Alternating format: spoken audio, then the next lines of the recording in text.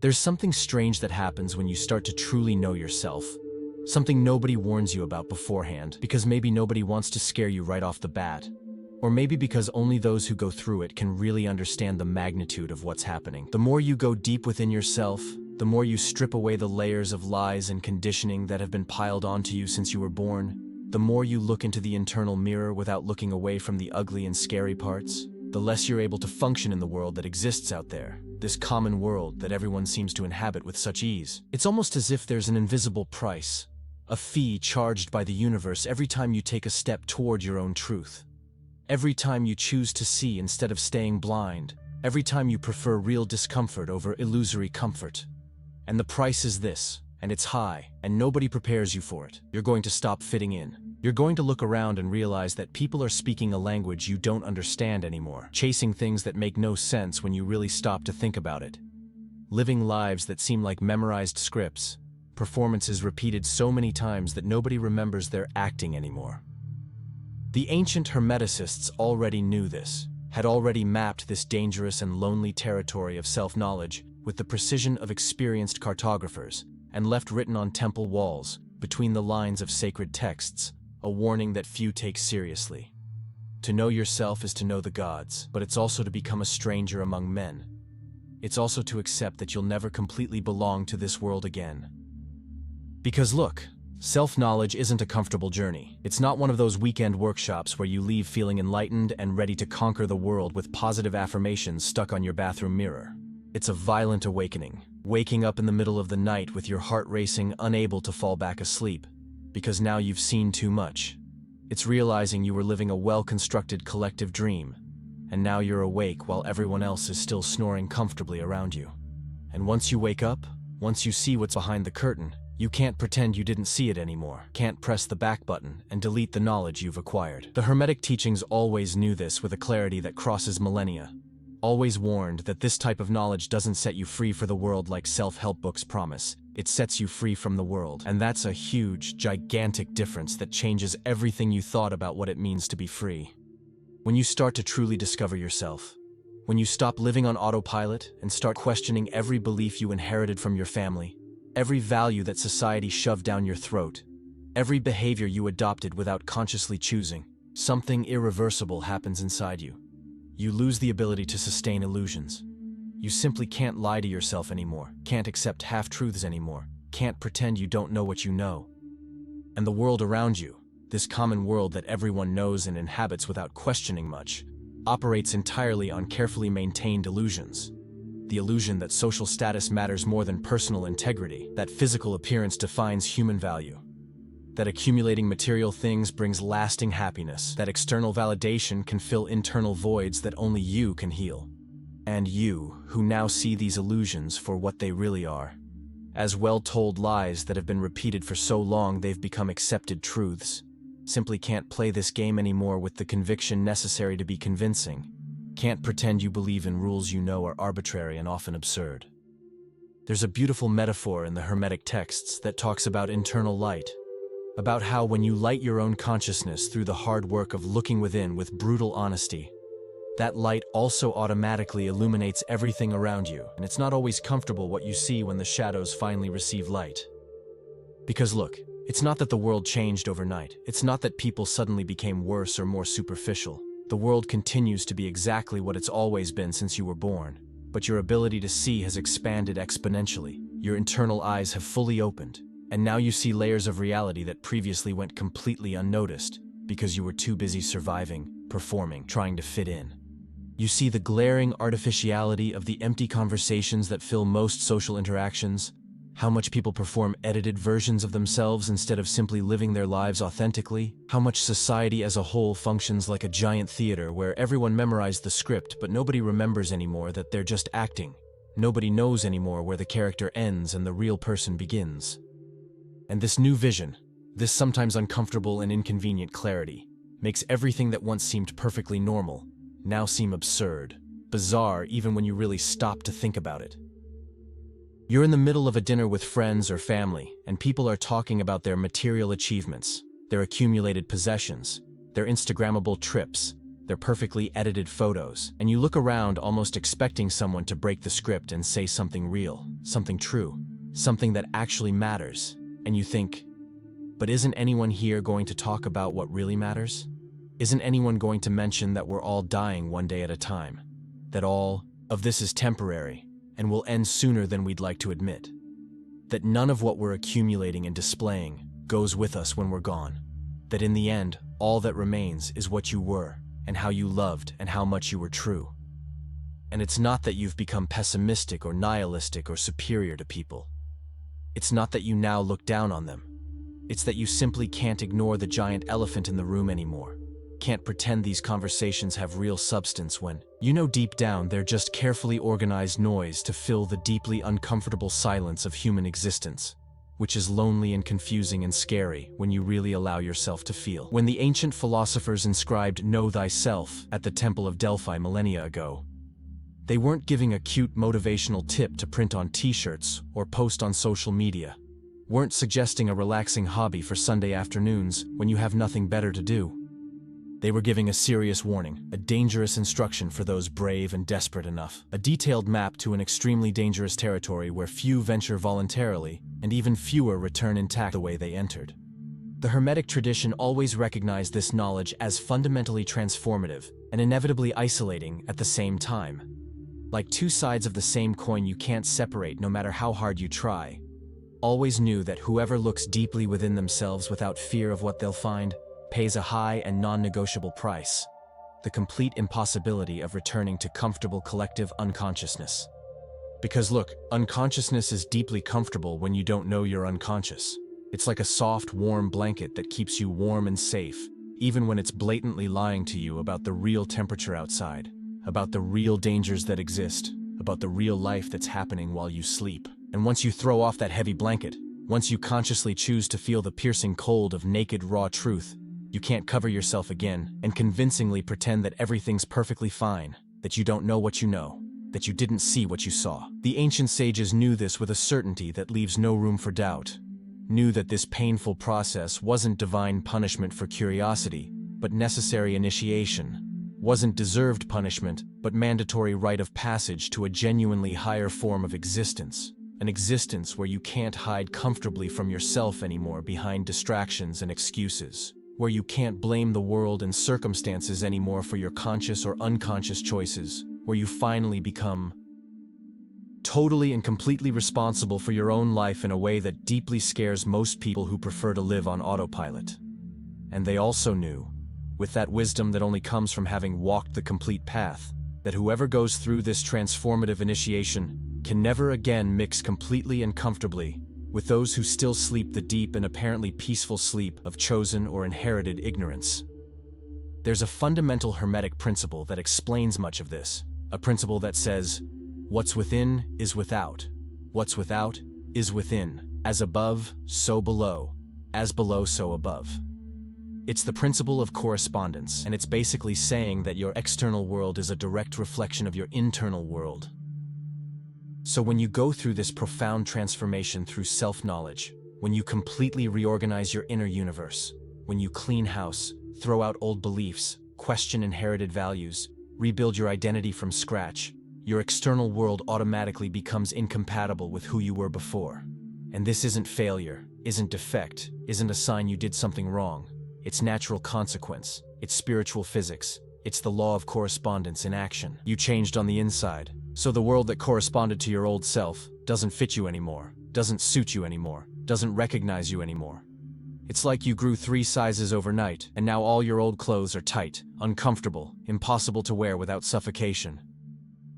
And the world around you, this world that still operates on the old frequency, keeps trying to make you wear those old clothes, keeps expecting you to be who you were, keeps not understanding why you don't fit anymore in the spaces you used to occupy with such ease. The uncomfortable truth is that the world demands elaborate and well-constructed masks. The social world only functions smoothly because everyone tacitly agreed not to be completely real all the time, to perform carefully edited and socially acceptable versions of themselves, to systematically hide the ugly and confusing and deeply contradictory parts, to show only the perfectly curated highlight reel of existence, while hiding backstage all the mess that is being truly human.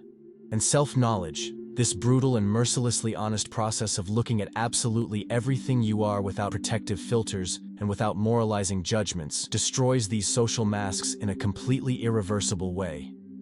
Because when you truly see yourself for real, when you fully accept your darkest shadows without trying to deny or repress them, when you finally stop fighting against essential parts of yourself that have always been there waiting to be integrated, you simply can't successfully sustain these completely false personas that the world insists you wear to be accepted into the club anymore.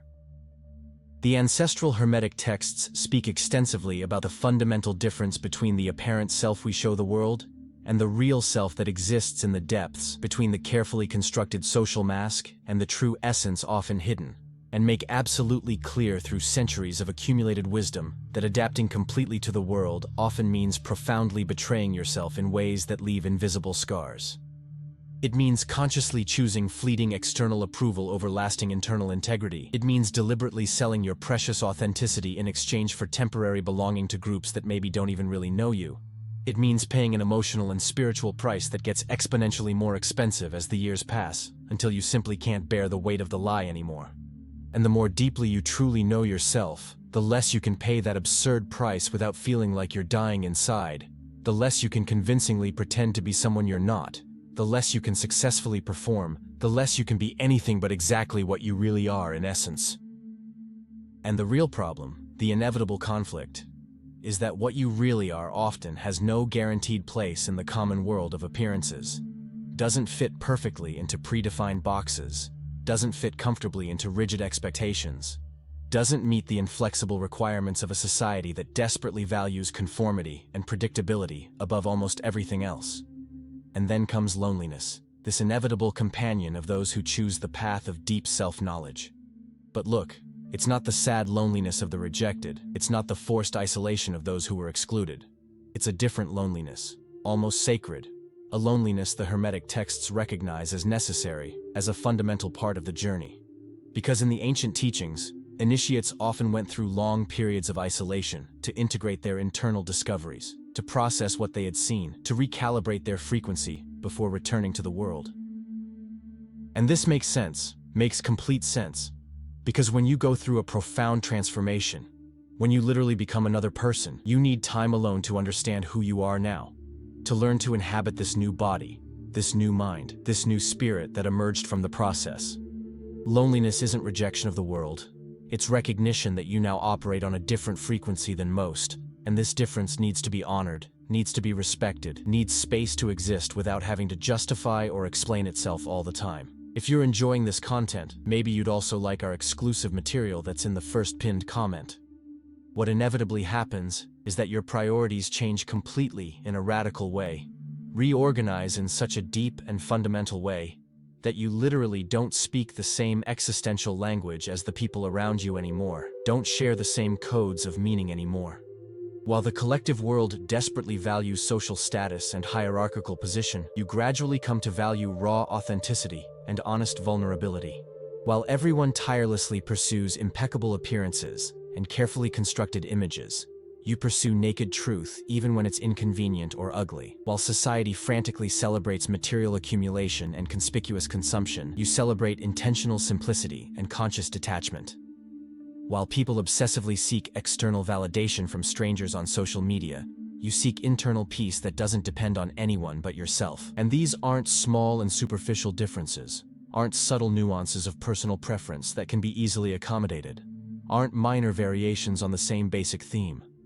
They're unbridgeable abysses, they're completely parallel universes of values that rarely touch. They're criteria of importance so radically incompatible that there's no real bridge between them. So when you honestly try to converse with someone who still operates completely in the old value system, in the paradigm you've already transcended, it's like you're literally speaking different foreign languages, like the same words carry completely different and mutually exclusive meanings for each of you. You say, success, and immediately think of deep alignment with internal purpose. The other person hears that word and automatically thinks of robust bank account and social recognition. You say fulfillment, and fully feel purpose accomplished and life lived with meaning. The other person hears it and thinks exclusively of public recognition and external validation through awards and titles. You say happiness, and experience internal peace, independent of external circumstances. The other person hears it and imagines accumulation of pleasurable experiences and absence of any discomfort. And there's no point trying to explain patiently, no point striving to carefully translate, because the fundamental difference isn't really in the chosen words, but in the lived experience of life that underpins those words. And you simply can't transfer transformative experience through mere verbal explanation. You can't genuinely make someone understand something profound they haven't yet lived in their own skin. You can't force comprehension that only comes through personal journey. There's a metaphor in the Hermetic teachings about spiritual sleep, about how most people live in a state of automatic unconsciousness, repeating patterns without questioning, accepting truths without verifying, following paths because everyone follows them, not because they consciously chose. And self-knowledge is waking from this sleep, is opening your eyes for the first time and seeing you were dreaming, that almost everything you believed was a dream, was collective illusion, was mass hypnosis. And once you wake up, you realize you're surrounded by people still sleeping, still dreaming, still living on autopilot. And the strangest, loneliest, most difficult thing to deal with is that you can't wake people up. You can't simply shake someone and say, "Wake up, you're sleeping." None of this is real. Because from the perspective of those who sleep, the one who's awake seems to be having a nightmare, seems to be crazy, seems to be seeing things that don't exist. And there are days you look around and think, am I crazy? Should I go back to sleep? Is all this consciousness worth it? And the answer is yes, always yes, even on the hardest days, even in moments of greatest loneliness. Because sleep may be comfortable, but awake, you're truly alive, you're truly present, you're truly being yourself. The Hermetic alchemists used a powerful metaphor to describe the process of inner transformation, the transmutation of lead into gold. And they weren't talking about literal magic, chemical trick to get rich. They were talking about internal alchemy, transforming symbolic lead, dense ego, heavy fears, toxic conditioning, into symbolic gold, light consciousness, brilliant authenticity, valuable wisdom. And about that, there's something in the first pinned comment. But continuing, self-knowledge is exactly this. It's the transmutation process where you take everything that's dense and heavy in you and transform it into something light and precious. But here's what nobody tells you. When you become gold, when you go through this alchemical transformation, you don't fit anymore in spaces made for lead. The world still operates on lead frequency, still values density, still rewards weight, still measures success in pounds of accumulated lead. And you, who are now gold, who vibrate on another frequency, who have another value, simply don't fit in those spaces anymore. Can't mix with lead anymore without losing your shine, without contaminating your essence. And this isn't arrogance, isn't thinking you're better than anyone. It's just spiritual physics again. It's recognizing that different substances don't mix without one transforming into the other. And you work too hard to become gold, to now choose to go back to being lead, just to fit in. And then comes the silence. This deep silence that settles in those who know too much, who saw too much, who understand too much.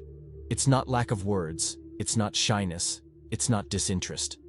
It's that you realize most social conversations are organized noise, noise without substance, words piled up without real meaning. People talk to fill silence, talk to feel less alone, talk to confirm they exist, but rarely talk to communicate something true, something deep, something worth the energy of being said.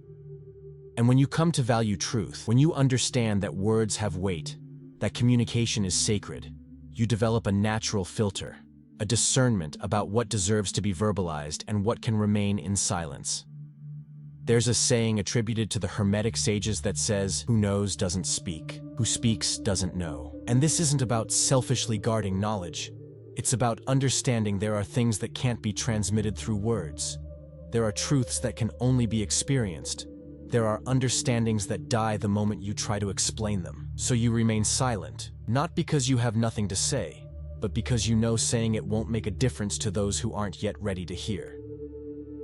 And the world interprets this silence as arrogance, as superiority, as distancing, when in reality it's just energy economy. It's just discernment about where to invest your presence, your attention, your heart. But here's an important perspective shift.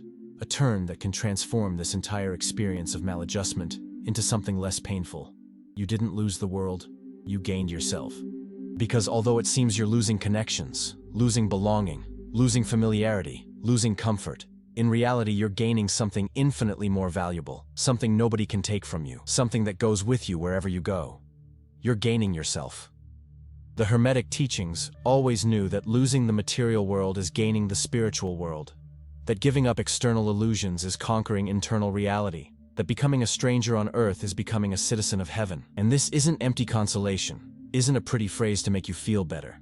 It's operational truth. It's evolutionary exchange. It's upward movement even when it feels like falling.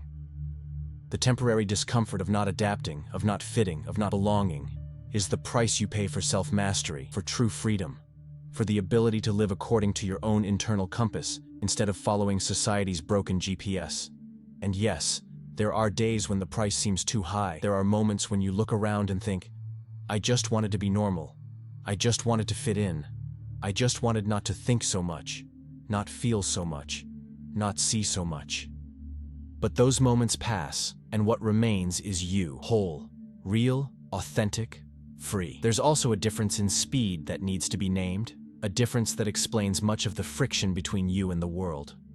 When you embark on deep self-knowledge, when you really commit to this transformation journey, your internal evolution accelerates drastically. You process experiences faster, integrate lessons more deeply, change behaviors more easily, because you're attentive, you're present, you're consciously doing the work. Meanwhile, the collective world evolves at a much slower pace, almost glacial, because unconscious evolution is always slow. Change without intention takes generations. So you're here, processing, growing, transforming, and you look around and see the world is still discussing the same things, making the same mistakes, repeating the same patterns you've already identified, worked through, transcended.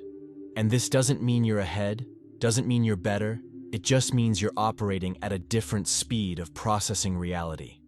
It's like being on a highway where everyone's driving 60 and you're doing 120, not because you're superior, but because you chose to accelerate, because you decided you didn't have time to waste, because you understood life is short and transformation is urgent. And this speed difference creates natural friction, creates impatience, creates a sense of displacement, because you're already at another mile marker while people are still where you were months, years ago. Hermes Trismegistus, this mythical figure who unites Egyptian and Greek wisdom, left teachings that crossed millennia about what it really means to know yourself.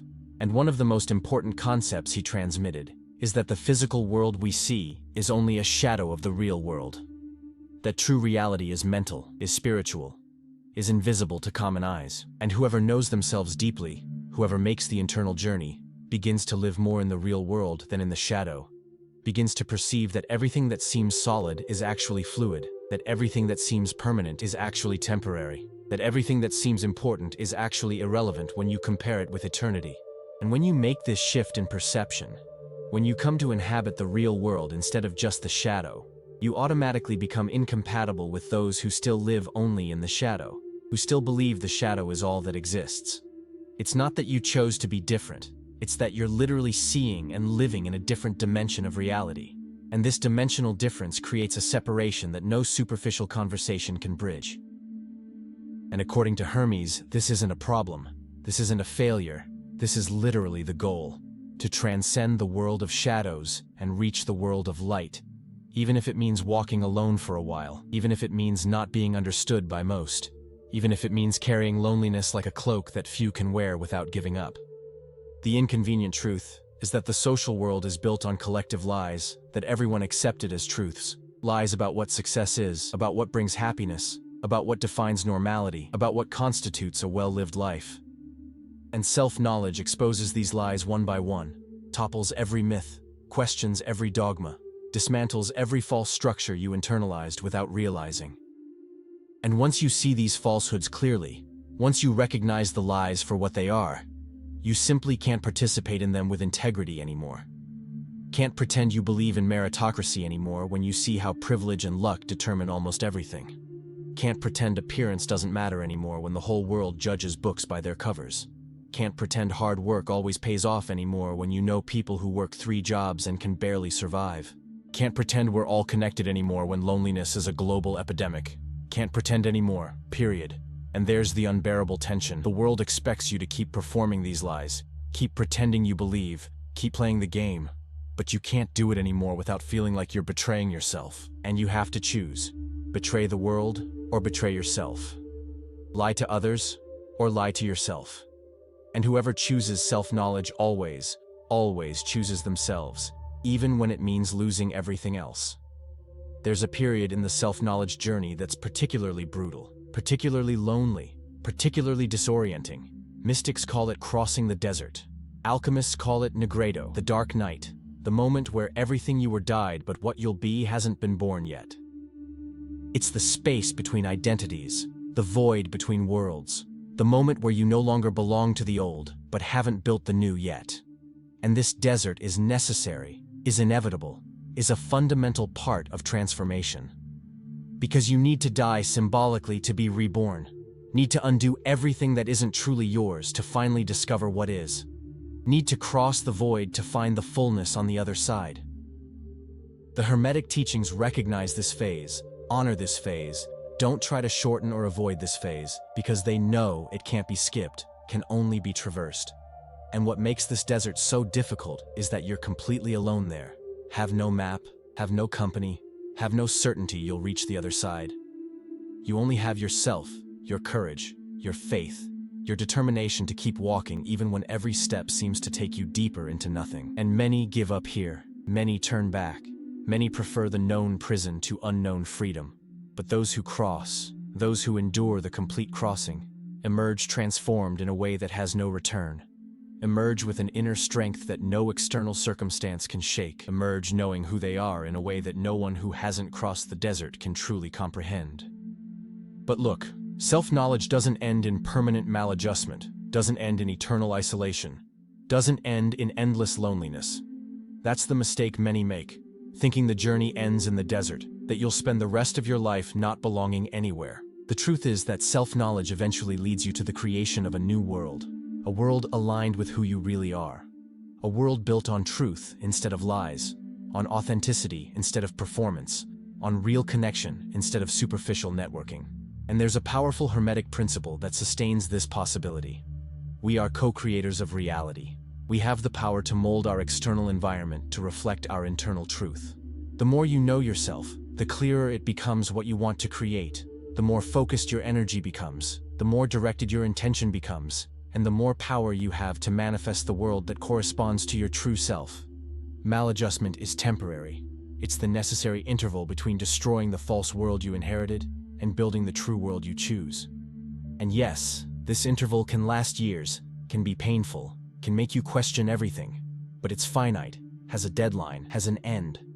And on the other side is a life you can't imagine now, a life where you naturally attract the right people, naturally find the right places, naturally create the right circumstances, because you're not trying to fit into someone else's world anymore. You're building your own world and inviting others to join you. And to do all this, to sustain this entire journey, you need something few people have: the courage not to belong, the courage to stand while everyone sits, to stay quiet while everyone shouts, to go against the current while everyone flows with it.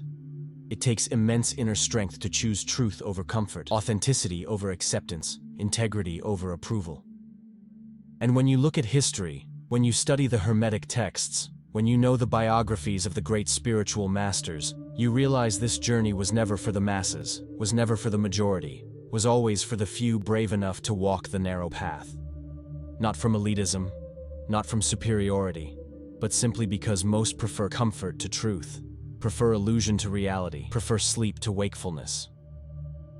And there's no judgment in this, there's no right or wrong in this. Each person chooses what they can bear. Each person walks as far as their strength allows. But if you're reading this now, if these words resonate with something deep in you, then you're probably one of those who chose the difficult path, one of those who prefers true discomfort to false comfort, one of those who has this inexplicable courage not to belong, to be on the outside, to be strange, to be different, because you know, somewhere deep that words don't reach, that this courage isn't pride, it's commitment to something greater than social approval. It's fidelity to something more important than temporary acceptance. And then, at the end of all this, after this whole journey, after all this suffering, after all this loneliness, after all this transformation, I want to invite you to do something. Reinterpret your displacement. Stop seeing it as a defect and start seeing it as evidence. Evidence of growth, evidence of evolution, evidence of awakening. Because according to Hermes and the entire Hermetic tradition that came after him, not adapting to the common world is literally the first sign you're awakening to your divine nature, is the initial symptom that you're becoming who you came here to be, is the indicator that you're on the right path, even when the path seems wrong. And I know it's hard to hear this when you're in the middle of the desert, when you feel lost, when you question whether it was worth starting this journey.